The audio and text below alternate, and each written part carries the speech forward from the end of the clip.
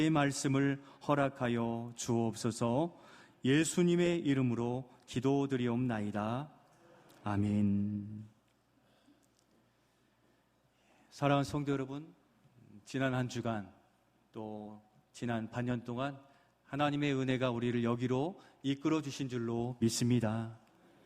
오는 사자와 같이 얼마나 악한 영들이 노리고 있는지 방심하면 어느새 우리가 세상에 살고 있는 존재가 되는데, 오늘도 주님 안에 있음으로도 우리의 형제 자매를 만나게 됨으로도 하나님께 감사하는 예배가 될 수 있기를 소원합니다. 여러분, 우리나라 전국 각지에 이런 집들이 늘어가고 있습니다. 사진을 한번 보여주시겠습니까? 한번 보시면 어떤 모습입니까? 어떤 집들입니까? 빈집입니다. 2023년 기준 우리나라 농촌 시골 지역의 빈집이 약 6만 5천여 호가 넘는다는 통계 결과가 있습니다.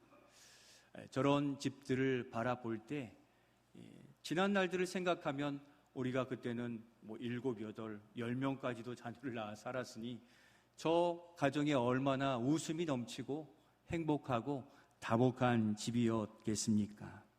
그러나 지금은 비어있는 거죠.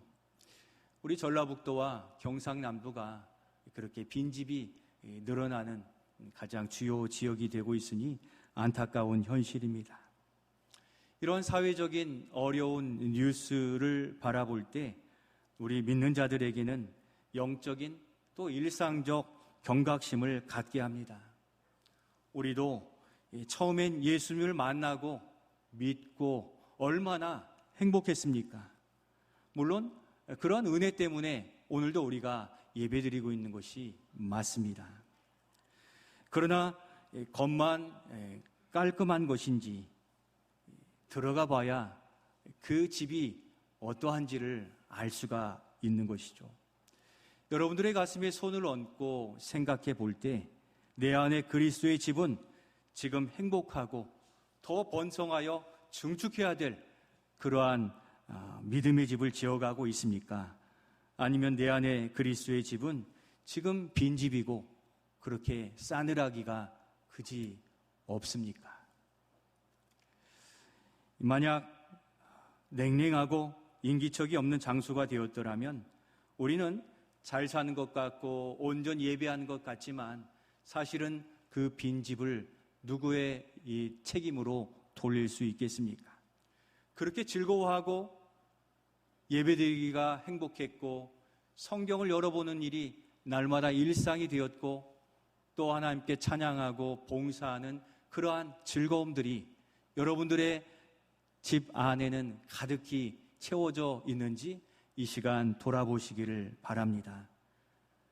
그래서 5월, 6월 우리가 행복한 가정과 교회를 세워가기를 통하여 말씀을 살펴보았는데 그렇게 여러 달 동안 여러분 애쓰셨습니다. 가정들의 복된 소식도 있고 또 아름답게 우리 교회 공동체가 세워져 가고 있는 모습을 보게 됩니다. 우리는 하나님의 은혜로 새 생명을 얻었습니다. 그리고 그에 따라 새 생활이 시작되었는데 우리는 이 세상에 살고 있지만 약속으로 우리에게 주신 땅, 곧 하나님 나라의 집을 지어 살아가고 있는 건축가와 같다는 사실을 기억하시기를 바랍니다. 오늘 사도 바울도 자신의 사역 속에 그렇게 수고한 일들에 바로 자신도 지혜로운 건축가와 같이 그렇게 수고하고 살고 있다고 우리에게 말씀해주고 있습니다. 이 시간 사도 바울이 우리에게 제시해주는 이 지혜로운 건축가는 어떻게 해야 될지를 살펴보며 우리 안에 있는 그리스도의 집에 대하여 냉철하게 살펴보며 그렇게 기쁘고 즐겁고 행복했던 그 시절이 아니라 바로 오늘이 되는 결단에 이르는 우리 모두가 되어가시기를 소원합니다. 먼저 지혜로운 건축가는 어떠한 사람입니까? 우리 첫 번째 우리 같이 한번 읽도록 하겠습니다. 시작. 반석 위에 터를 잘 닦는 자입니다. 한 번 더 읽겠습니다. 반석 위에 터를 잘 닦는 자입니다. 사도 바울은 이를 이렇게 오늘 10절 말씀에서 설명해 주고 있죠. 10절 말씀 같이 읽겠습니다. 내가 내게 주신 하나님의 은혜를 따라 내가 지혜로운 건축자와 같이 터를 닦아 두매 다른 이가 그 위에 세우나 그러나 각각 어떻게 그 위에 세울까를 조심할지니라. 아멘. 먼저는 지혜로운 건축가는 먼저 그 터를 잘 닦아두어야 된다고 했습니다. 무엇을 잘 닦아두어야 됩니까? 터. 이 터가 뭡니까? 기초, 바탕이 되는 기초가 되겠습니다. 그러니까 이 바닥, 기초를 제대로 쌓아두지 않으면 어떻게 되겠습니까? 무너지거나 기울거나, 가끔 뉴스 보도에도 그렇게 멋지게 지은 집이 이렇게 기울어진 모습, 또 함몰되었다는 소식도 들려지는 것을 볼 때 바로 이 기초, 이 터가 그만큼 중요하여서 우리 신앙에 있어서도 그 신앙의 기초가 단단한지를 늘 확인해야 된다는 것입니다. 우리 교회에도 건축 관련된 일에 종사하시는 분들이 많이 계시니까 잘 아시죠. 몇 년 전에 우리 배상우 장로님이 일하시는 회사에 사장님을 전도하고자 그 현장에 가본 일이 있습니다. 그러니까 현재로 따지면 지금 만성동의 지식산업센터 그 지역에 우리 장로님이 현장 근무를 하시는 중이었는데 지금 그렇게 멋지게 잘 지어져 있습니다. 당시에는 그게 아무 건물도 없었고 거기 가보니 밑에가 움푹 파이고 뭐가 두들기고 박고 하고 있는 모습을 보았는데 장로님이 설명해 주세요. 집안이 무르면 이 비무로 된 긴 봉을 수십 개 아니 수백 개를 박아서라도 그 집안을 단단하고 안정되게 해야만 오래 건축물이 지탱할 수 있다라고 얘기해 주신 이 기억이 아직도 생생합니다. 바라기는 그 사장님의 마음에도 그리스도의 집이 지어지기를 바람이 지금도 소망입니다. 그 기초 공사를 그렇게 철저히 하는 모습 속에서 사도 바울은 바로 우리 믿음의 집, 신앙의 터는 무엇이 되어야 된다고 말씀하고 있습니까? 오늘 11절 말씀을 우리 같이 읽겠습니다. 11절입니다. 이 닦아둔 것 외에 능히 다른 터를 닦아둘 자가 없으니 이 터는 곧 그리스도 예수 그리스도라. 아멘. 믿음의 집은 오직 예수 그리스도의 다른 기초가 없는 줄로 믿습니다. 우리 모두는 하나님의 은혜로 하나님의 백성이 되어서 천국을 소유한 사람이 되었습니다. 그리고 그 땅, 바로 우리 심령의 아름다운 동산에 예수님이 거하시고 함께하는 그리스도의 집을 지었다는 것입니다. 그 아름다움과 복된 집은 여러분 누구를 만났기 때문에 지어질 수 있었습니까? 우리를 구원하신 예수님을 만났기 때문에 이 땅에는 지을 수 없는 바로 그리스도의 집, 하나님 나라를 우리 안에 지을 수 있었던 것입니다. 바로 그 바탕의 기초가 예수님으로부터 시작했다는 것을 깊이 명심하는 이 시간이 되시기를 소원합니다.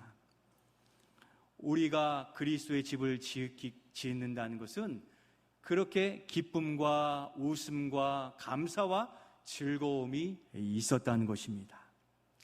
우리 교회를 건축할 당시에도 수많은 성도들이 자신의 일상을 멈추고 그리스도의 집, 교회를 건축한 일들에 얼마나 즐거움을 가졌던지 나와서 보고 또 같이 나르고 또 수고하고 애씀이 정말 고되고 억지로가 아니라 자발적으로 이 교회를 건축하였던 거죠. 왜 그렇습니까? 그리스도의 은혜를 통하여 이 일들이 너무 즐겁고 행복한 그 사실 때문이었던 것입니다. 그와 같이 우리에게 지어주신 그리스도의 집도 억지로 지었습니까? 우리가 그리스도를 사랑하고 또 주님과 함께하기를 즐거워하고 주를 위해 헌신한 일들이 너무도 즐거웠기 때문에 우리 안에 그리스도의 집이 세워지게 된 것입니다. 그런데 오늘날 우리 안에 그리스도의 집에 무엇으로 가득 채워져 있습니까? 오늘 말씀에서도 그 위에 무엇을 세울지 조심히 하라고 말씀하신 바 있습니다. 내가 원하는 좋은 것들, 또 명품백이나 유행하는 옷들, 내 생활의 편리를 위한 전자제품들, 그리고 좋은 자동차, 이것이 내 안에 그리스도의 집에 자랑거리가 되고 기쁨이 되고 있지는 않습니까? 이 모든 것들은 잘못된 것이라 말할 수는 없어요. 생활의 편리를 따라 우리에게 허락해 주신 은혜이기 때문입니다. 그러나 생각해 보면 이러한 것들은 모두 다 날 가지고 사라지게 되는 것이죠. 그 말은 거기에서 오는 기쁨도 즐거움도 잠시 잠깐이고 영원하지 않고 사라지게 되어서 헛되고 허망하게 된다는 것을 바라보게 되는 것입니다. 그래서 사도 바울은 그렇게 없어질 것이 아니라 변치 않고 영원한 기쁨과 즐거움을 선사해 주시는 반석이신 예수 그리스도를 삶의 원천으로 삼아 신앙생활을 잘 지어가라고 말씀하고 있습니다. 벌써 2026년 시작한 지가 엊그제 같은데 벌써 6개월이 되었습니다. 예수님의 이야기가 있는 교회에 표를 두고 믿음으로 살고 기도하며 살았는데, 여러분 예수님의 행하신 놀라운 은혜, 그 역사를 올 한 해도 많이 경험하셨습니까? 바로 그것이 우리 그리스도 안에 집에 채워주시는 하나님의 선물이요 은혜인 줄로 믿습니다. 이것이 없으면 자꾸 우리가 세상에서 무언가 채우려고 하거든요. 그러다 보면 원래 집에 그 향취는 사라지고 세상의 그것으로 바뀌어 갈 수 있는데, 오늘 고린도 교회는 이에 대해서 지적받고 있는 것입니다. 그렇게 예수 그리스도의 향기가 있고 웃음이 있고 감사가 있고 즐거워했던 그것들이 추억에 지나지 않는 고린도 교회의 성도들의 변질된 모습을 지적해 주고 있다는 것입니다. 그래서 사도 바울은 그렇게 없어질 것이 아니라 영원히 변치 않는 그 터를 다시 확인하고 정비하고 제대로 쌓아갈 것을 말씀하고 있습니다. 오랜 세월을 고난과 어려움 속에 살았던 다윗도 그 즐거움이 바로 여기에 있었습니다 하고서 우리에게 고백을 들려주는데, 시편 16편 11절 말씀을 우리 확인하며 같이 읽겠습니다. 시작. 주께서 생명의 길을 내게 보이시리니 주의 앞에는 충만한 기쁨이 있고 주의 오른쪽에는 영원한 즐거움이 있나이다. 아멘.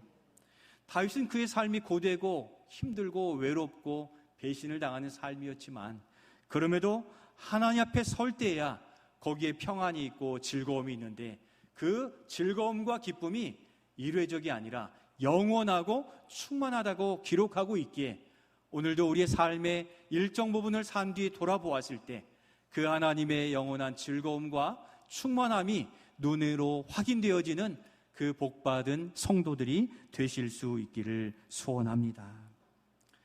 우리의 기쁨이신 예수 그리스도 때문에 우리의 삶이 즐겁고 또 기쁨이 충만한 그러한 믿음의 좋은 집을 세운 우리 성도들이 되시기를 축복합니다. 성도 여러분, 요즘 신앙생활과 또 일상생활, 교회생활에 즐거움이 넘치십니까? 내 기쁨의 원천이 지금 어디로부터인지 분명히 확인하시기를 바랍니다.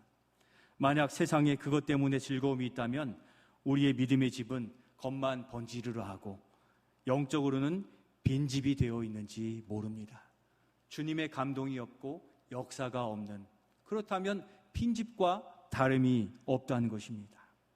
그렇다면 우리 생활도 오래가지 못한다는 사인인 것입니다.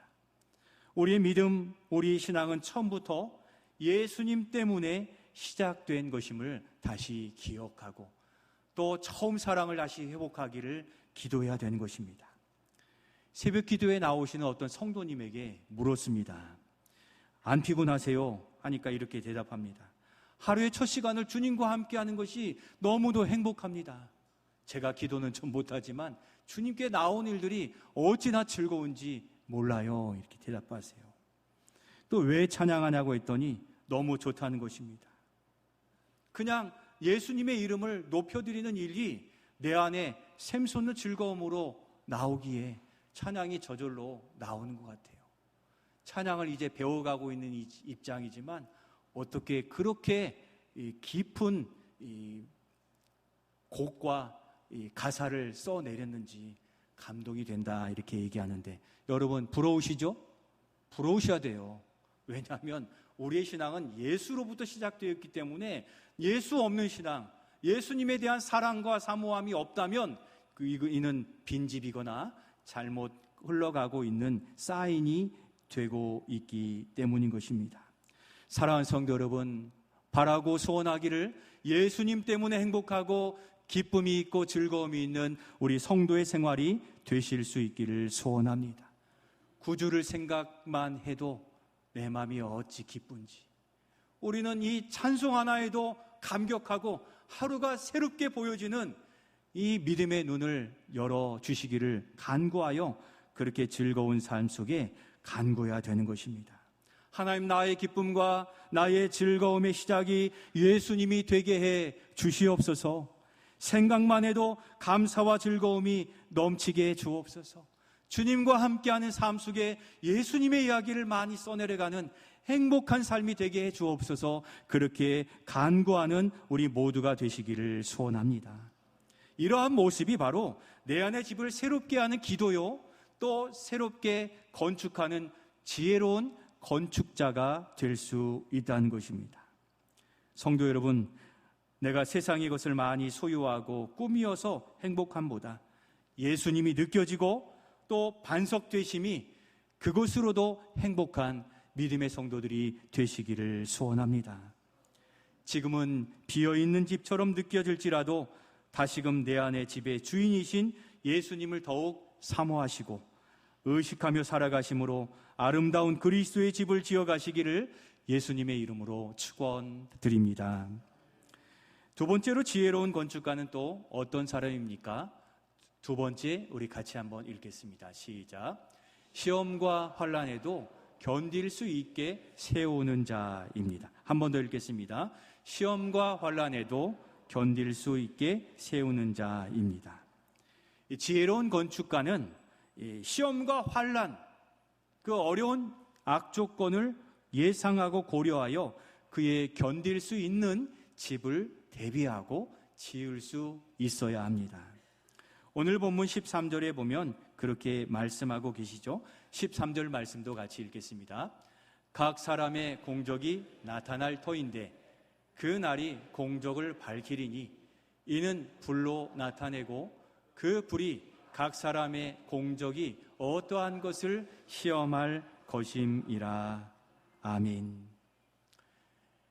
각 사람의 공적이 나타날 터인데 오늘 이 말씀에 있는 금과 은과 보석으로 짓느냐, 나무와 풀, 볏짚으로 짓느냐, 어려운 시련이 닥쳤을 때 좋은 것으로 짓지 아니하면 다 무너지고 불타 없어져 그것이 좋은 집인지 아닌지가 드러나게 된 것을 말씀하십니다. 우리 안에 수많은 좋은 것들을 쌓아두어도 거기에 금과 은과 보석과 같은 진리의 말씀, 예수 그리스도가 자리 잡고 계시지 않다면 우리의 삶의 어려움, 환난과 시험 속에 쉽게 넘어질 수 있음을 기억하시기를 바랍니다. 우리 모든 인생은 원하든 원치 않든 시험과 환난을 만나고 겪게 되어 있습니다. 때로는 아브라함과 야곱과 욥처럼 하나님이 시험하셔서 시련을 겪을 수 있어요.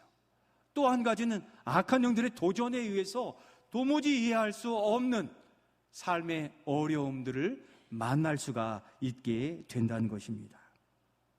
지난 수요일에 베네수엘라에 강진 2번이 이르게 되어 있습니다. 7.2 강진이 내려서 혼비백산할 틈도 없이 39초 지나서 7.5의 강진이 그 도시에 내려지게 되므로 수많은 인명피해가 있었습니다. 그제 새벽 기준으로 920명이 사망하고 또 3,360명의 인명피해를 봤는데 필수 기반 시설이 다 무너져 기본 생활도 될 수 없는 그러한 어려움 가운데 있습니다. 유엔 국제이주기구 대변인이 있는 이 지진으로 676만 명 정도가 피해를 입을 것이라 하였고 더 어려운 그 추산으로는 1만 명에서 10만 명의 사망자가 나올 수도 있다 할 정도가 되니 사람이 감당할 수 없는 일들 앞에 우리가 이 땅에 사는 한 사람의 백성으로 그들을 위해 또 기도해 주실 수 있기를 소원합니다. 이렇게 지진에 안전한 나라가 없기에 모든 신축하는 건축물에는 이 설계하라고 하죠. 무슨 설계하라고 합니까? 지진 설계하라고 합니다. 저는 지진 설계하면 안 넘어지게 짓는 줄 알았는데 기사를 여러 개 보다 보니까 내진 설계의 핵심은 이 건물이 무너지지 않게 하는 데도 있지만 오래도록 견디게 하는 이것이 핵심이라고 해요. 그래 지진이 나서 무너질 수밖에 없는 상황이지만 무너지는 시간을 지연하여서 인명을 구조해내는 이 일을 핵심을 가지고 내진 설계를 한다고 합니다. 건축에 계신 분들 맞습니까? 제가 찾아본 결과로는 그렇고 우리나라의 주택 이 내진 설계도 6에서 7 정도로 이렇게 한다고 하니 7 이상의 진도에는 지진에는 감당하기 어려운 상황을 만날 수도 있게 된 것입니다. 그렇듯 우리 인생도 지진이나 재앙이나 환난과 어려움을 만날 수 있습니다. 이러한 어려움을 만났을지라도 견디고 견딜 수 있는 것은 무엇입니까? 하나님께서는 바로 이러한 연약한 인생이기에 이렇게 우리에게 말씀하시니 지금 두려움과 어려움이 있는 성도들이라면 이 말씀으로 위로가 되시기를 바랍니다. 이사야 41장 10절 말씀 많이 암송하고 계시는데 또박또박 읽어가시면서 우리 하나님의 크신 약속을 우리의 심령에 두는 시간이 되면 좋겠습니다. 같이 읽겠습니다. 두려워하지 말라. 내가 너와 함께함이라. 놀라지 말라. 나는 내 하나님이 됨이라. 내가 너를 굳세게 하리라. 참으로 너를 도와주리라. 참으로 나의 의로운 오른손으로 너를 붙들리라. 아멘. 이것이 믿어지는 은혜 속에 우리가 오늘 만나고 있는 삶의 어려움 속에 두려워 넘어지지 않고 오히려 주님의 은혜로 견디고 이겨내는 성도의 삶이 되시기를 예수님의 이름으로 축원드립니다. 하나님은 바로 우리와 함께 하십니다. 우리를 굳세게 하십니다. 우리를 도와주십니다. 우리를 의의 오른손으로 붙들어 주시는 줄로 믿습니다. 이 말씀에 무엇이 필요합니까? 무엇이 하나님의 약속을 그렇게 굳게 믿고 안정되고 평안하게 하게 합니까? 그것은 요한일서 5장 4절 말씀에 기록해 두고 있죠. 이 약속의 말씀 앞에 이것이 필요해요. 요한일서 5장 4절 같이 읽겠습니다. 무릇 하나님께로부터 난 자마다 세상을 이기느니라. 세상을 이기는 승리는 이것이니 우리의 믿음이니라. 아멘. 하나님은 이미 우리에게 아들 예수 그리스도를 보내어 구원해 주셨습니다. 그리고 이처럼 우리를 붙들어 주시고 도와주시고 또 이기게 하신다고 약속하셨습니다. 이제 우리에게 필요한 것은 무엇입니까? 세상의 재력이나 기술이 아니라 바로 세상을 이기는 우리의 무엇입니까? 믿음인 줄로 믿습니다.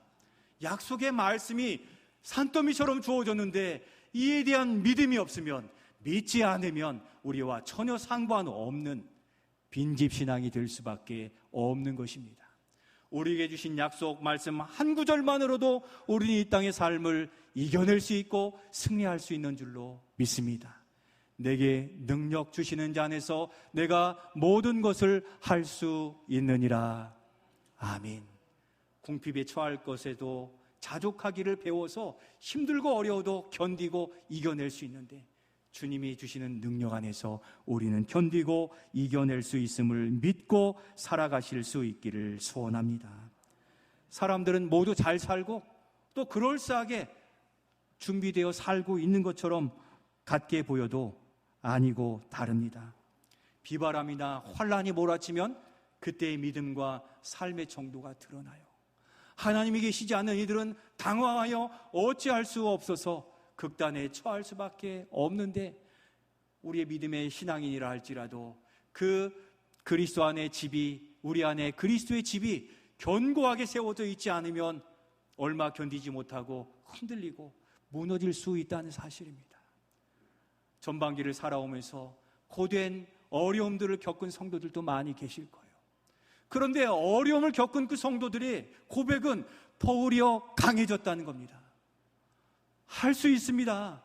하나님의 은혜입니다를 고백하는데, 어떤 성도들은 잘 살고 예배 잘 드리시는데도 목사님 두렵습니다.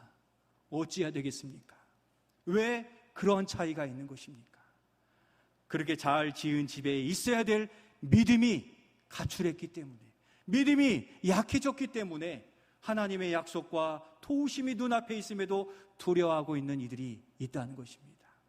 오히려 어려우면 어떻게 합니까? 하나님께 나와 기도하고 엎드리고 주의 이름을 부르게 되므로 어려운 곳에 처한 이들이 더 굳센 믿음을 가지는 경우들이 많이 있다는 겁니다. 여러분들은 지금 여러분들의 그리스도의 집에 무엇이 채워져 있습니까? 잠시 있다 없어질 세상에 그것이 내 손 안에 있습니까?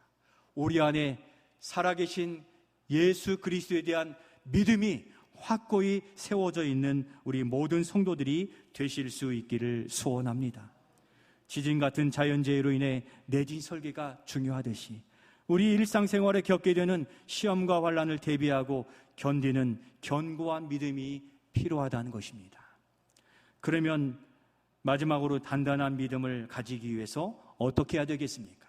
그 믿음 어떻게 지키고 세워가야 되겠습니까? 세 번째, 우리 같이 한번 읽겠습니다. 시작. 영적 성장을 위해 영적 활동과 훈련을 지속하는 자입니다. 이 사람이 지혜로운 자예요. 건물은 그럴싸하게 지어 놓았는데 부실공사는 금방 드러나게 되어 있습니다. 이것을 보수하기도 하고 다시 채우기도 하고 더 좋은 것으로, 좋은 믿음으로 세워야 되는데, 오늘 본문 1절에서 고린도 교회 성도들을 질타하고 있어요. 1절 말씀 우리 같이 읽겠습니다. 형제들아, 내가 신령한 자들을 대함과 같이 너희에게 말할 수 없어서 육신에 속한 자 곧 그리스도 안에서 어린 아이들을 대함과 같이 하노라. 아멘. 사도 바울은 이 아름답게 보이는 이 고린도 교회 성도들을 향하여서 너희들을 신령한 자같이 대할 수 없다고 이야기합니다. 그래서 육신에 속한 자 어린아이들을 대함과 같이 약한 것으로 너희들에게 이야기한다고 말씀합니다.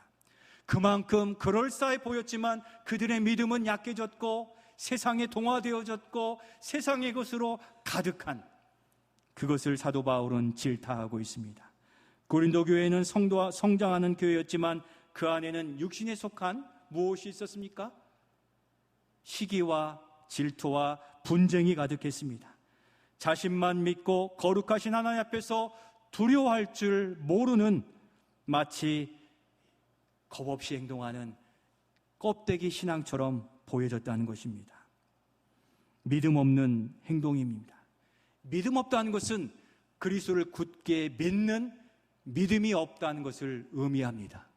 또 한 가지는 그와는 조금 다르게 이처럼 하나님을 두려워하지 않고 세상의 것을 믿음의 것처럼 사용하고 하나님이 계시지 않은 것처럼 세상의 것으로 내뱉고 드러내고 자랑하는, 이것이 바로 믿음 없는 모습인 것입니다. 그리스도인이라고 하면서 하나님을 예배하는 일이나 찬양하는 일이나 복음의 일들은 없고 온통 세상의 것만을 가지고 그것을 힘으로 삼는 그것이 바로 믿음 없는 것입니다. 믿음 없다는 것은 믿음이 없는 것이기도 하지만 하나님을 두려워하지 않고 하나님을 사랑하지 않고 사는, 이것이 바로 믿음 없는 것임을 지적하고 있습니다. 그러면 바로 이러한 때 우리는 어떻게 해야 되겠습니까?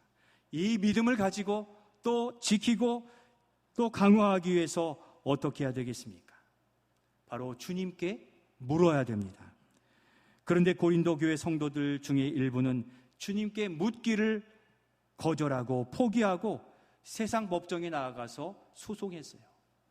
이것을 또한 질타했는데, 이들의 약점이 평소에 문제가 생기면 주님께 나와 기도하거나 또 묻고 응답을 얻어 일하지 않았다는 것입니다. 자신들이 알 수 있는 자신들의 인간적인 것으로 무언가 해보려 한 것입니다. 하나님 앞에 기도하는 것이 우리의 믿음을 자라게 하는 것입니다. 왜 그렇습니까? 하나님께 나와 기도하면 하나님과 교제하는 거예요. 우리도 인격이 성숙하고 또 선한 일에 열심을 내는 이들과 교제하게 되면 그 성품을 그대로 받아들여요. 또 그 아름다운 일들에 나도 해봐야지 하는 마음을 가져요. 누구와 교제하는가, 무엇을 사용하는가가 우리의 신앙생활과 삶을 결정한다는 것입니다. 성도 여러분, 주님께 나와 기도하시기를 바랍니다. 영으로 주님과 교통하면 우리 안에 죽어진 것도 살아나게 되고, 우리 그리스도 안에 있는 집에 생수, 샘물이신 그리스도로부터 샘물이 흘러넘쳐 우리의 생활은 생기가 넘치고 다시 새싹이 돋는 새싹처럼 희절을 쫓아 과실을 맺는 믿음의 삶으로 회복됨을 믿으실 수 있기를 소원합니다. 모양은 좋은데 하나님과 교통함이 없으면 빈집과 같아요. 메마른 샘과 같다는 것입니다. 굳센 믿음은 오직 그리스도와 교제를 통하여 세워지게 되고, 기도를 통하여, 말씀을 통하여 우리의 믿음은 견고히 세워지고, 조금 부족하고 흠이 있는 곳이라도 다시금 보수할 수 있고 좋은 집을 짓는 아름다운 방법이 말씀과 기도인 것입니다. 또한 굳센 믿음이 더욱 강화되는 것은 믿음을 가진 좋은 성도들 간의 깊은 교제와 나눔과 봉사의 시간을 함께하는 것입니다. 거기서 우리가 배우게 되거든요. 이분이 주님께서 주신, 허락하신 그 믿음의 은사들, 또 믿음의 영향력들, 또 성품들을 보고 배울 수 있기 때문에 굳센 믿음으로 우리의 집을 세워가기 위해 교회 공동체의 믿음의 성도들과 아름다운 이 교제에 동참해 가시기를 소원합니다. 바로 그리스도 안에서 교제를 통하여 영적 성장이 있고, 거기에서 영적 활동이 생기므로 우리는 이전처럼 다시 즐거움을 회복할 수가 있게 되는 것입니다. 나 자신의 영적 성장 지수는 지금 얼마나 되고 있습니까? 우리의 신체 나이는 세월이 갈수록 더 후퇴하게 되어 있으나, 갈렙도 그랬고 여호수아도 그랬고, 세월이 가면 갈수록 우리의 내적인 믿음은 더욱 강화되고 단단해진다는 것을 기억하시기를 바랍니다. 그래서 웬만한 어려움에도 흔들리지 않는 믿음, 바로 그렇게 주님과 교제 속에서 우리의 믿음은 강화되게 되는 것입니다. 그렇다면 영적 성장을 위하여 우리는 어떠한 영적인 훈련과 또 영적인 교제 속에 거하고 있습니까? 성도 여러분, 신앙의 훈련에 참여하시고 영적 교제에 참여하실 수 있기를 소원합니다. 우리 교회가 교회 세움 프로그램으로 몇 가지를 진행하고 있습니다. 그래서 거기에 보컬이나 하모니카, 드럼, 또 7월에는 성경 통독반이 개설되고 공동 성경 필사도 하고 있습니다만, 거기에 모여 함께하는 분들을 이렇게 마치고 나오면 이거 고됐다라고 하면서도 얼굴에는 웃음이 있어요. 왜 그렇습니까? 훈련하는 중에 믿음의 훈련도 되는 거예요. 믿음의 교제도 되는 거죠. 바로 그 모임 중에 주님이 함께 하심으로 거기에 따뜻한 교제 속에 믿음이 더욱 세워지게 되고, 또 새로운 것을 배워서 새롭게 도전하며 나아갈 수 있게 되기 때문인 것입니다. 사랑하는 성도 여러분, 우리의 믿음은 저절로 자라나지 않습니다. 오늘 앞에도 보면 아볼로는 물을 주었고 또 나는 심었다라고 하면서 오직 자라나게 하시는 분은 누구입니까? 하나님이세요. 우리가 하나님 앞에 나오고 주님과 교제하고 말씀을 읽고 또 찬송하고 필사하고 또 악기로 하나님을 찬양하고 교제하는 중에 하나님은 그 안에 크게 역사하시는 줄로 믿습니다. 우리의 삶을 그냥 두지 마시고 신앙의 훈련의 자리로 우리를 이끌어 가십시오. 이제 다음 7월 1일부터는 말씀 묵상 7, 8월호가 시작되는데 여러분 시편이에요. 시편은 우리의 심령에 은혜를 주시고 감동을 주시고 깨닫게 하시고 새롭게 하시는 은혜가 넘쳐나잖아요. 매일 성경 다 구입하셔서 7월 1일부터는 시편으로 하나님의 세계에 동참하여 우리 함께 믿음이 세워지는 은혜를 누리실 수 있기를 소원합니다. 그러한 중에 주신 지혜로 다음 주일이 무슨 주일입니까? 맥주감사주일이죠. 그래서 맥주감사주일에 어떻게 은혜를 누리며 지낼까 생각 중에 그러한 지혜를 주셨어요. 다음 맥주감사주일 오후 찬양예배는 맥주감사 찬양예배로 드리려고 합니다. 전반기에 주신 은혜의 열매들이 있는데 우리 교회 세움 프로그램에 악기를 연습하시는 분들이 오랜 시간 동안 많이 성장했습니다. 그래서 부탁을 드렸어요. 각 반 내 악기들이 한 곡씩 연습한 부분들을 그대로 하나님께 드리면 좋겠습니다. 그리고 1절, 2절은 악기로 연주하시고 3절은 성도들의 목소리로 함께 찬양하여서 하나님께 영광을 올려드리면 좋겠습니다 했더니 흔쾌히 다 그렇게 짧은 기간에도 준비하겠다 했습니다. 여러분 다음 주에 오실 때는 우리 뭘 준비해야 됩니까? 우리의 목소리와 감사의 마음을 준비해 오시기를 바랍니다.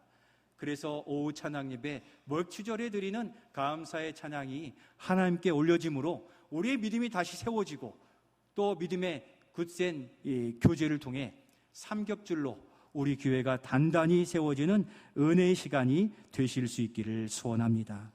사랑하는 성도 여러분, 말씀을 마치려 합니다. 지혜로운 건축가는 우리 안에 지어주신 믿음의 집을 자주 점검하고 가꾸는 그러한 사람입니다.